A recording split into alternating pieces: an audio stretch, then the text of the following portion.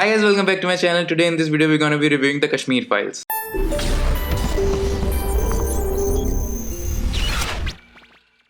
तो काफ़ी ज़्यादा टाइम हो गया ऐसे आमने सामने बात करते हुए और काफ़ी अच्छा लग रहा है. आई होप आप सब लोग अच्छा कर रहे हो, मैं भी अच्छा कर रहा हूँ. Thanks for asking. कुछ पूछा मैंने कुछ. अब वीडियो शुरू करते हैं. तो मेरा बेसिकली प्लान नहीं था कश्मीर फाइल्स देखने का, लेकिन मैं ऐसे यूट्यूब पे स्क्रॉल कर रहा था तो मैंने देखा कि ऐसी कोई कुछ कंट्रोवर्सी हुई है जो कि कश्मीर फाइल्स के डायरेक्टर हैं और कपिल शर्मा के बीच में, जिसमें बेसिकली ये था कि विवेक अग्निहोत्री को कपिल शर्मा में नहीं बुलाया गया था क्योंकि उनकी मूवीज में कोई स्टार कास्ट नहीं थी जो कि फेमस हो.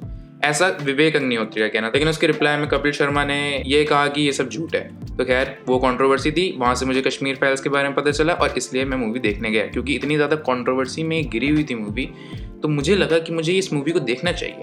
और दूसरा रीज़न ये था कि it was about Kashmiri pandits, क्योंकि उनके ऊपर ज़्यादा कोई मूवी बनी नहीं है. तो आई वॉज ऑल्सो इंटरेस्टेड इस मूवी को दिखाया कैसे जाता है, बिकॉज कश्मीरी पंडित के ऊपर इतनी ज़्यादा स्टोरीज बनी नहीं है और जो बनी है उसको काफ़ी ज़्यादा फ्लैग मिला है. For example Shikara was one of the movies was directed by Vidhu Vinod Chopra, तो उसको काफ़ी ज़्यादा क्रिटिसिज्म मिला था. But at first I was little sceptical, लेकिन फिर मैंने कहा चलो देखना ही पड़ेगा अब तो स्टोरी बेसिकली एक फैमिली के बारे में है जिसमें उनका जो सबसे छोटा बेटा होता है वो एक कॉलेज में पढ़ रहा होता है और उसके वो बहुत ज़्यादा अपने टीचर से इन्फ्लुएंस रहता है कश्मीर के बारे में, और उसकी लाइफ रिवॉल्व इस चीज़ के अराउंड ही करती है कि क्या सही है कश्मीर के बारे में और क्या गलत है, और क्या उसे कैसे ब्रेन वॉश किया जा रहा है, क्या उसे बताया जा रहा है और क्या सच है जो कि उसके फैमिली उसको बताती है जब वो कश्मीर वापस जाता है व्हेन हिज ग्रैंडफादर डाइड. और अगर आपको गलती से कश्मीर इंसर्जेंसी के बारे में नहीं पता है तो आई वुड हाईली रिकमेंड कि आप गूगल करें और उसके बारे में पढ़ें, थोड़ा जानें. ये तो मैंने आपको थोड़ी सी स्टोरी की बात बताई और थोड़ा इंट्रो दे दिया. Let's now start the review. सबसे पहले हम बात करते हैं एक्टिंग की. तो Anupam Kher, he was one of the main leads of this movie. His acting was, I was super impressed by his acting. For me, he was the star of this movie. जिस हिसाब से उन्होंने एक्टिंग करी है, मतलब didn't feel like acting. It was very natural. He just killed it. और एक खास बात होती है when you're seeing an old person in acting an old person, तो एक I don't know kind of feeling सी अजीब सी feeling आती है and you can connect more to that character for some reason. For example, there's an Oscar winning movie called The Father और उसमें Anthony Hopkins की जो acting है, तो अनुपम खेर की एक्टिंग मुझे बहुत ज़्यादा उस चीज़ की याद दिला रही थी जो एंथनी हॉपकिंस ने उस कैरेक्टर को प्ले किया था in the father. And I highly recommend कि आप वो मूवी जरूर देखें. तो जो मेन प्रोटैगनिस्ट है Darshan Kumar, who is playing the character of Krishna, his acting was also good but at some point I did feel he lacked depth, but overall I would say he did a good job. His main problem is that he is search of what is the ultimate truth. तो वो कभी इस side पलट जाता है, कभी वो इस साइड पलट जाता है, कभी वो अपनी फैमिली के साथ लड़ने लगता है या कभी अपनी टीचर से लड़ने लगता है. तो ये टू एंड फ्रो मोशन उसका चलता रहता है. And one of the supporting roles was played by Mithun Chakraborty, and to be honest I didn't really like Mithun Chakraborty's acting. हो सकता है काफी सारे लोग मुझसे एग्री ना करें, but I did feel कि he lacked something. कुछ तो था कि मतलब जो मुझे ऑफ सा लग रहा था.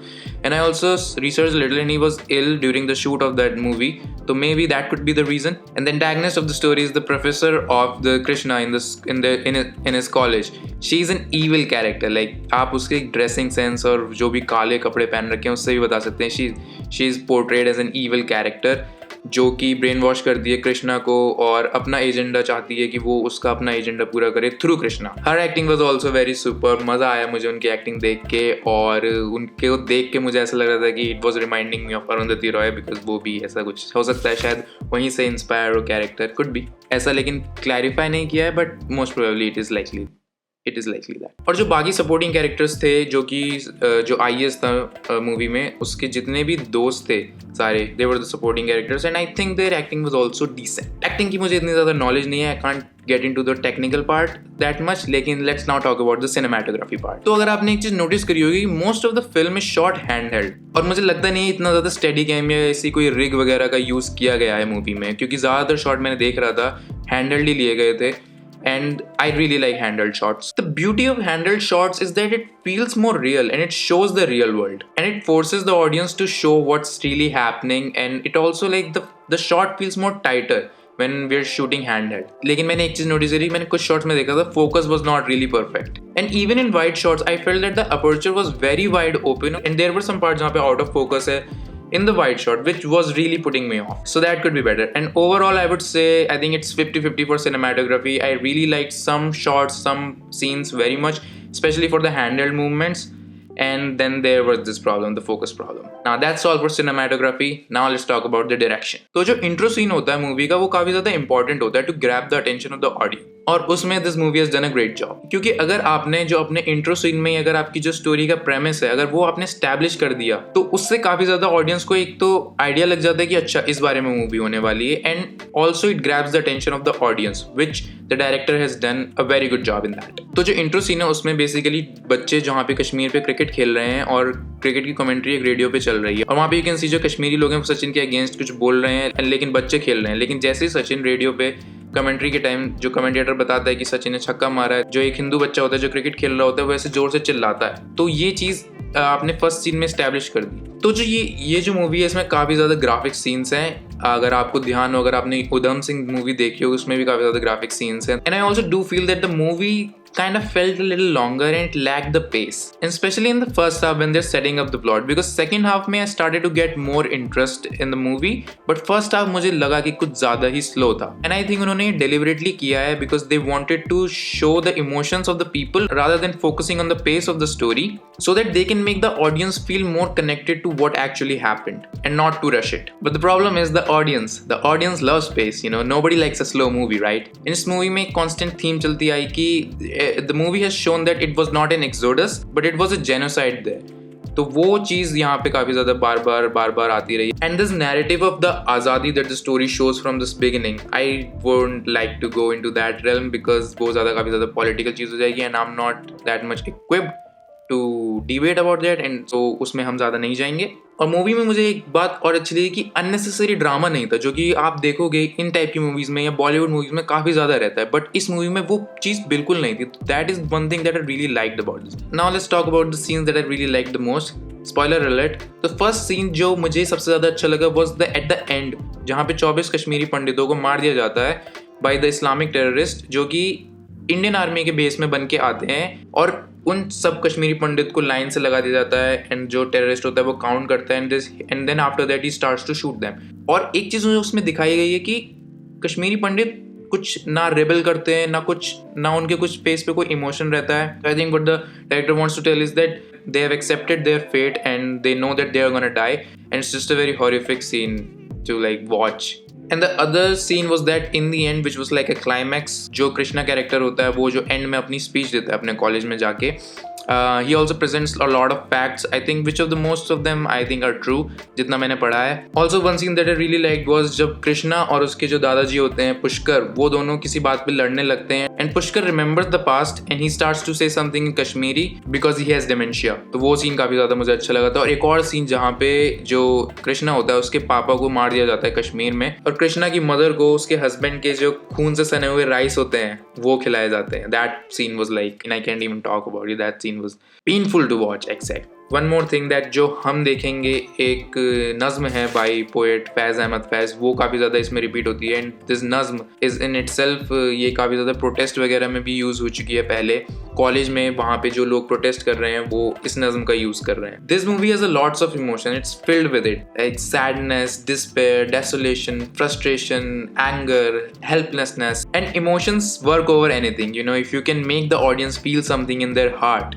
you know, they're gonna forget everything, जो भी टेक्निकल चीज़ों में मिसहैपनिंग होती है, they can forget it because at the end story is the king। तो अगर आपने अपनी ऑडियंस को कुछ फील करा दिया कि उनके दिल और दिमाग और जहन में सब कुछ में बैठ जाए ये चीज़ें, I think that's the job of the filmmaker is done, I think। But having said that, the movie does manage to give us a few laughs here and there throughout the movie, not much but just a little bit। And the fact that किसी और ने कभी कोशिश नहीं करी इस movie को इस तरीके से प्रेजेंट करने की और कश्मीरी पंडित के नजरिए से स्टोरी को बताने की, and Vivek Agnihotri has done that job, and I think it's commendable because इसके बारे में कभी ज्यादा बात नहीं होती है, ना ही पास्ट में हमने ज्यादा बात करी है, ना ही हमारी हिस्ट्री बुक्स में हमें पढ़ाया गया है। We were never told about these things, and I think I am really glad कि ये मूवी बनी है और ये सब चीजें हमें बताई जा रही हैं। And I also can see the hard work of Vivek Agnihotri because he took around 700 interviews of the Kashmiri Pandits and it took him 2 years to make this movie. Direction के लास्ट पार्ट में मैं ये चीज कहना चाहता हूँ कि एक मोटिव भी है मूवी में, जो कि एक it's like a recurring pattern, जो कि आप देख सकते हो जितने भी जो कैरेक्टर्स हैं मेन,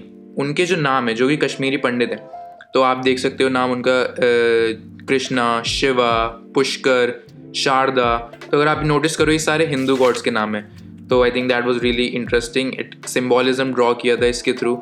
तो I really like it. So direction part is done. Now let's talk about the editing part. तो मूवी की अगर आप एडिटिंग देखो तो it runs to and fro from the past to the present to the past. It shows flashbacks of what happened in 1980 and then it comes back to the present. And this style of editing is also called crosscut technique, which has been used in lots of movies before.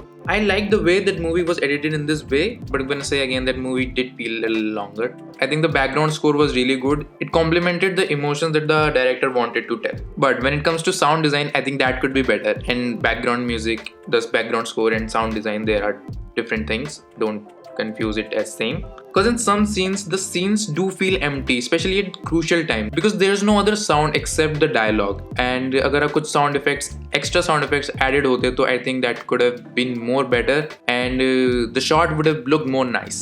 Because adding few extra sounds can change the dynamic of the shot. Now let's talk about the production part. So movie is basically shot in Mumbai, Mussoorie, Dehradun, and I think some shot were taken in Jammu and Kashmir on real location. And I like the set design and the costume design as well, especially the traditional clothes and the hats people wear, the frozen lakes, the shikara rides. They were presented accurately. So yeah, that was it. Overall, I really loved the movie. I think everyone should watch this movie. It shows the story of the Kashmiri Pandit as well as it also shows the facts and figures, and most of the things did really happen if you study about them. And the fun fact is that few of the scenes are even downplayed by the makers because जो reality में हुआ था वो exactly नहीं दिखाया गया, because reality was even worse than what was shown in the movie. My take on the Exodus would be that one should never forget जो भी हुआ, and one should never forgive जिसने भी ये किया, उनको तो कभी भी माफ़ करना नहीं चाहिए और कभी भी इस घटना को कभी भूलना नहीं चाहिए. बट साथ ही साथ हमें किसी को हेट नहीं करना चाहिए. हमें ये भी देखना चाहिए कि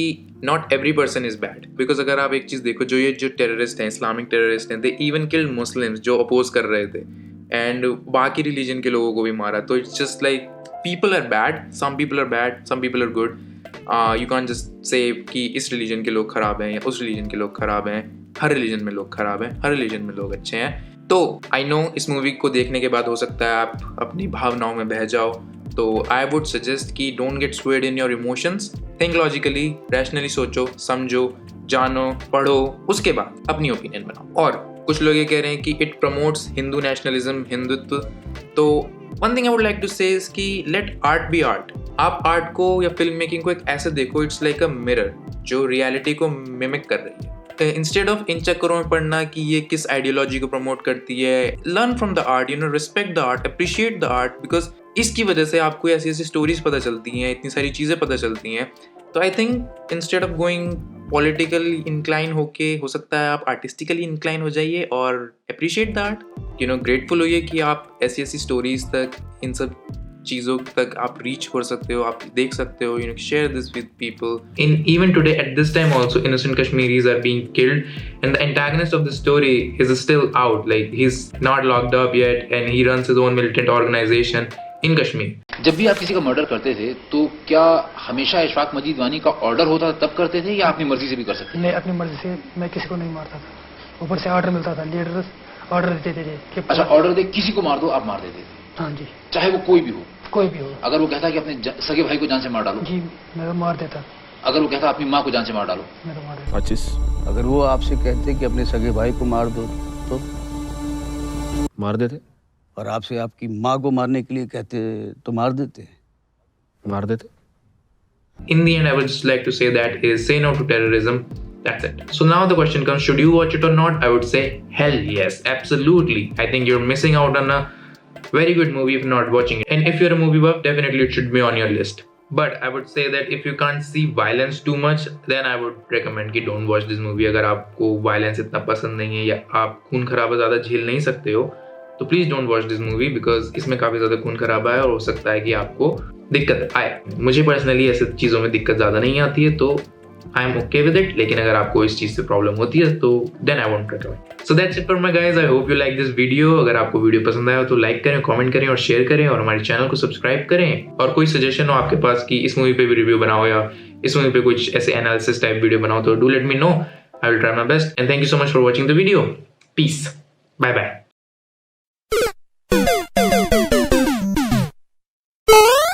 तो I watch the movie yesterday. रात में मैंने मूवी देखी थी और आज मेरा प्लान था इस मूवी को शूट करने का. And that I am doing right now. Why am I telling this? I don't know. But I think this is a very commendable thing, Rado.